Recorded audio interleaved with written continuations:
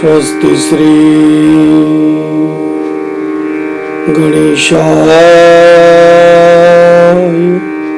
नमः।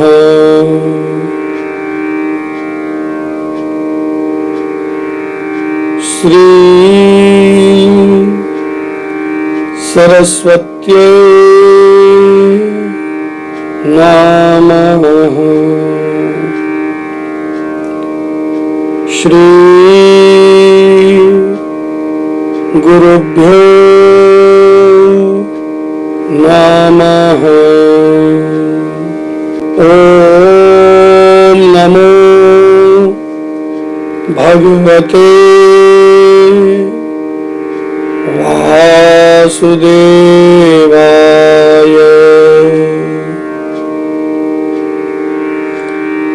नारायणं नमस्कृत्य नरं चैव नरोत्तमं देवीं सरस्वतीं व्यास ततो जयमुदीरयेत्।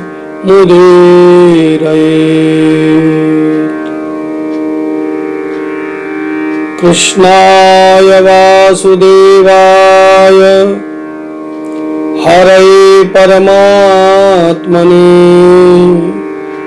प्रणतक्लेशनाशाय गोविन्दाय नमो नमः। सच्चिदानन्दरूपाय विश्वोत्पत्त्यादिहेतवे तापत्रय विनाशाय श्रीकृष्णाय वयं नमः। बालकृष्णलाल की जय। कार्तिक महात्मा की जय। जय जय श्री राधे। जय जय श्री राधे। जय जय जय जय जय जय श्री राधे श्याम। सभी को जय जय श्री राधे, जय जय श्री राम। आइए कार्तिक मास महात्म्य के 34वें अध्याय की कथा ध्यान पूर्वक सुने।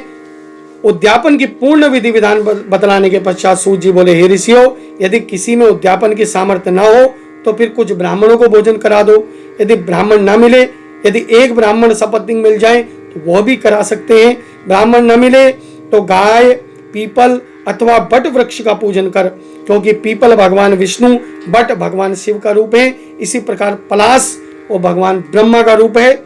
यह सुनकर ऋषियों ने पूछा, हे सूत जी, ब्रह्मा, विष्णु और शिव वृक्ष भाव को किस प्रकार प्राप्त हो गए? ये वृक्ष कैसे बन गए?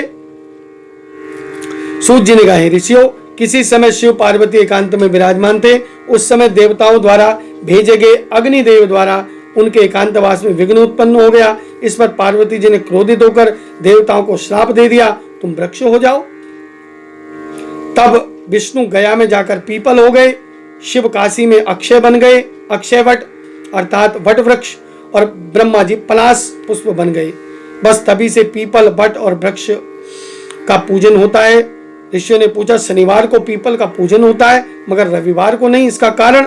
सूत जी ने कहा, समुद्र मंथन के समय 14 रत्नों में कौस्तुभ मणि तथा लक्ष्मी जी प्राप्त करने के बाद भगवान विष्णु लक्ष्मी जी से विवाह करने को उद्यत हुए। तब लक्ष्मी जी ने कहा कि हे प्रभु, मेरी एक बड़ी बहन है, इसका नाम दरिद्रा है, यह अविवाहित है, पहले उसका विवाह होना चाहिए। तब भगवान विष्णु ने लक्ष्मी की बड़ी बहन उद्दालक नामक ऋषि को सौंप दी। यद्यपि दरिद्रा का रंग काला, नेत्र लाल, बाल विखरे, कुरूपा थी, फिर भी भगवान की आज्ञा मानकर उद्दालक ऋषि ने दरिद्रा को, लक्ष्मी की बड़ी बहन को अपने आश्रम में ले आए।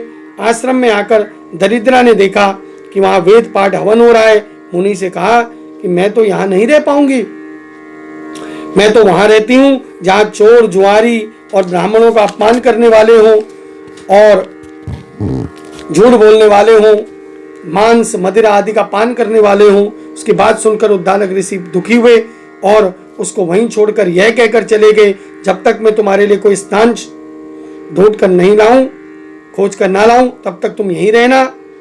और ऋषि के जाने के बाद दरिद्रा ने प्रतीक्षा की और जब वो नहीं आए तो फिर वो रोने चिल्लाने लगी। तब लक्ष्मी ने भगवान से कहा कि हे भगवान, ऋषि द्वारा त्यागे दिए जाने के कारण बहन दरिद्रा बहुत दुखी है, अब आप उसे शांत करिए। तब लक्ष्मी जी के साथ विष्णु जी वहां आए और विष्णु जी ने दरिद्रा से कहा कि तुम पीपल में निवास करो, पीपल मेरा ही अंश है। जो कोई कार्तिक मास की पूर्णिमा को पीपल का पूजन करेगा वो हमें प्राप्त करेगा और उसके यहाँ लक्ष्मी का वास होगा। जो शनिवार को सूत लपेटकर तुम्हारा पूजन करेगा उसके सब मनोरथ सिद्ध होंगे, परंतु रविवार को जो तुम्हारा स्पर्श भी करेगा वो दरिद्री हो जाएगा। इसलिए रविवार के दिन पीपल को स्पर्श नहीं किया जाता।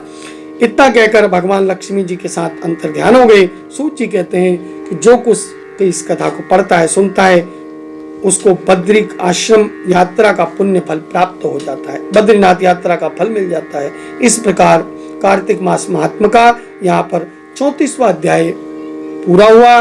शेष कथा कल के प्रसंग में। सभी को जय जय श्री राधे।